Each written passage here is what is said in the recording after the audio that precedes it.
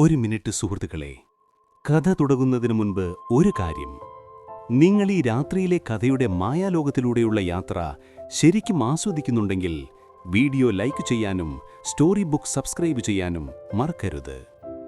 ഇപ്പോൾ നിങ്ങളുടെ ബെഡ്റൂം ലൈറ്റുകൾ ഡിം ചെയ്യുക. നല്ലൊരു പശ്ചാത്തല ശബ്ദത്തിനായി ഹെഡ്ഫോൺസ് ചെവിയിൽ വയ്ക്കുക. ഇന്നു രാത്രിയിലെ ഈ യാത്രയിലേക്ക് നമുക്കൊരുമിച്ച് മുന്നോട്ടു പോകാം.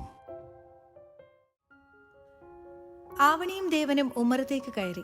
അവരോട് പലതും ചോദിക്കാനുണ്ടായിരുന്നെങ്കിലും എന്തോ ആർക്കും പെട്ടെന്ന് നാവ് പൊങ്ങിയില്ല. ആവണിയും ദേവനും പരസ്പരം നോക്കി. കത്തുന്ന മിഴികളോടെ മാധവൻ അവരുടെ മുന്നിലേക്ക് നീങ്ങി നിന്നു. അയാൾ എന്താണ് പറയാൻ പോകുന്നത് എന്നറിയാതെ എല്ലാവരും ആകാംക്ഷയോടെ കാത്തുനിന്നു. സീതയിൽ ഭയം പൊട്ടിമുളച്ചു. ആവണിയുടെ കൂസലില്ലായ്മയും ദേവന്റെ നിസ്സംഗതയും അയാളെ കൂടുതൽ ദേഷ്യം പിടിപ്പിച്ചു. കലിമൂത്ത അയാളുടെ കൈ വായുവിൽ ഉയർന്നു. ആവണിക്ക് നേരെ തല്ലാനൊങ്ങിയ കൈയിൽ ദേവന്റെ കരുത്തുറ്റ കരം പിടുത്തമിട്ടു. ദേവന്റെ കണ്ണുകളിൽ ആദ്യമായി അയാളും മറ്റുള്ളവരും അഗ്നി എരിയുന്നത് കണ്ടു. ആ തറവാട് ഒരു നിമിഷത്തേക്ക് സ്തംഭിച്ചു. തല്ലണമെങ്കിൽ അതെന്നെയാവാം മാധവമാമേ, പറഞ്ഞുകൊണ്ട് ദേവൻ അയാളുടെ കൈവിട്ടു. നിനക്ക് വേദനിക്കണമെങ്കിൽ ഇവൾക്ക് നോവണം, മാധവൻ പല്ല് കടിച്ചുകൊണ്ട് പറഞ്ഞു. അത് കേട്ട അവന്റെ മുഖത്തൊരു പരിഹാസ ചിരി വിരിഞ്ഞു. അതെ, പക്ഷേ എനിക്കിപ്പോൾ വേദനിക്കാൻ മനസ്സില്ല. അത്രയും പറഞ്ഞ് മറുപടിക്ക് കാക്കാതെ മുന്നോട്ട് നടന്ന ദേവനെ വഴിമുടക്കി ഉമ തടഞ്ഞു. എന്തു വേണം? ഒട്ടും കൂസാതെയുള്ള അവന്റെ ചോദ്യത്തിന് അവൾക്കപ്പോൾ മറുപടി കിട്ടിയില്ല. അവൻ അവളെ കടന്ന് അകത്തേക്ക് പോയി.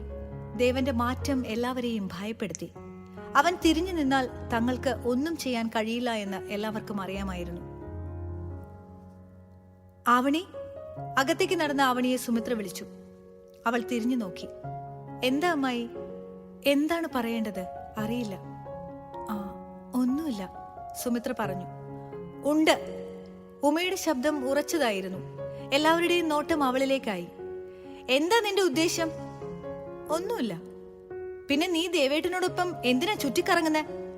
ഞാൻ ആദ്യമായിട്ടൊന്നും അല്ലല്ലോ ദേവേട്ടനോടൊപ്പം പോകുന്നത്. പിന്നെന്താ? അതുപോലെ അല്ലല്ലോ ഇപ്പോ. ഇപ്പോഴെന്താ പ്രശ്നം? നീ എന്താ പൊട്ടം കളിക്കാ? ഉമയ്ക്ക് ദേഷ്യം വന്നു. പുതുതായി കളിക്കുന്നൊന്നും അല്ലല്ലോ.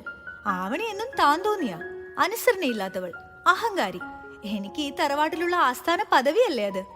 ഇപ്പോഴും അങ്ങനെ തന്നെ. ആവണിക്കപ്പോൾ വല്ലാത്തൊരു ലഹരി തോന്നി. ഓർമ്മ വെച്ച നാൾ മുതൽ താൻ ചീത്തയും ഉമ ദേവതയുമായിരുന്നു. അവളുടെ വാക്കിനായിരുന്നു വില, ഇഷ്ടങ്ങൾക്കായിരുന്നു മുൻതൂക്കം. ഇന്ന് പക്ഷെ എല്ലാവരും തന്റെ വാക്കിനായി കാത്തു നിൽക്കുന്നു. ആരും കരുതിയിരുന്നില്ല അല്ലേ ഇങ്ങനെ ആവണിക്കും ഒരു ദിവസം വരുമെന്ന്? താങ്ക് ഗോഡ്, ഞാനും ഒട്ടും കരുതിയിരുന്നില്ല. അവൾ മനോഹരമായെന്ന് പുഞ്ചിരിച്ചു. ആർക്കും മറുപടിയില്ലായിരുന്നു. അവൾ പറഞ്ഞത് അക്ഷരം പ്രതി ശരിയാണ്. ഉമയായിരുന്നു എല്ലാവർക്കും പ്രിയപ്പെട്ടവൾ. അതിനിടയിൽ തങ്ങൾ ആവണിയെ അവഗണിച്ചിരുന്നുവോ? ഒരു പെൺകുട്ടിയുടെ കണ്ണുനീർ ശാപമായി ഫലിക്കും ആവണി, സീത നിസ്സഹായതയോടെ പറഞ്ഞു. അമ്മ ഉമയെയാണ് ഉദ്ദേശിച്ചതെന്ന് ആവണിക്ക് മനസ്സിലായി. അവൾ ചുണ്ടുകൊട്ടി. ആരുടെയും ശാപമല്ല, എന്റെ തീരുമാനങ്ങളാണ് ഫലിക്കുക. എല്ലാവരുടെയും മുഖത്തെ ഞെട്ടൽ അവളിൽ ഒരു വിജയയുടെ ഭാവമുണ്ടാക്കി. അവൾ വെട്ടിത്തിരിഞ്ഞ് അകത്തേക്ക് പോയി. തറവാടിന്റെ നടുത്തളത്തിൽ കത്തിച്ചു വെച്ച നിലവിളക്കുകൾ എരിയുന്നുണ്ട്. നടുത്തളത്തിൽ അവിടെയും ഇവിടെയുമായി സ്ഥാനം പിടിച്ചിരുന്ന എല്ലാവരുടെയും ഉള്ളിൽ നെരിപ്പോട് എരിയുന്നുണ്ടെങ്കിലും ഇല്ലെന്ന ഭാവത്തിൽ ചിരിക്കാൻ ശ്രമിക്കുന്നു. എല്ലാവരും കൂടുമ്പോഴുള്ള കലാപരിപാടിയാണിത്. പാട്ടും ഡാൻസും കളികളും തമാശയും എല്ലാമായി ഒരു സന്ധ്യ. ഈ വർഷവും അതിന് മുടക്കം വേണ്ട എന്നത് ദേവന്റെ അച്ഛന്റെ തീരുമാനമായിരുന്നു. ഉമയാണ് അവിടുത്തെ പാട്ടുകാരി. വലിയ താല്പര്യമില്ലെങ്കിലും എല്ലാവരുടെയും നിർബന്ധത്തിനും പുകഴ്ത്തലുകൾക്കും വഴങ്ങി അവൾ മനോഹരമായി പാടി. പ്രത്യേകിച്ച് കഴിവുകളൊന്നും ഇല്ലാത്തതിനാൽ ആവണിക്ക് അതിൽ വലിയ റോളൊന്നുമില്ലായിരുന്നു. വല്ല ഗെയിമിലും പങ്കെടുക്കുക മാത്രമേ അവൾ ചെയ്യാറുള്ളൂ. ഇത്തവണ അവൾ അതിൽ നിന്നും മാറി നിന്നു. ആരും അവളെ കൂട്ടാൻ വലിയ താല്പര്യം കാണിച്ചതുമില്ല.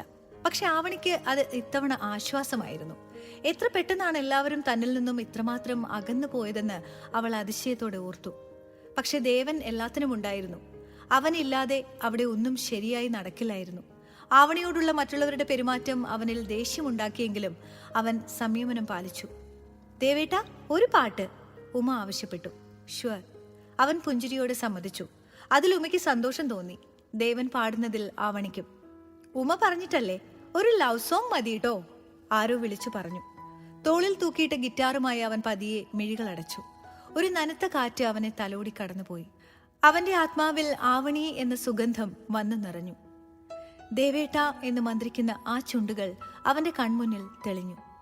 തനിക്കായി മാത്രം നിറയുന്ന ആ കണ്ണുകളും എപ്പോഴും തന്നെ ചുറ്റിപ്പൊതിയുന്ന കൈകളും. നനഞ്ഞുട്ടി അർത്ഥനഗ്നമായി തന്റെ കൈകളിൽ കിടന്ന ആ അഴകും അവന്റെ ഹൃദയത്തിൽ തെളിഞ്ഞു.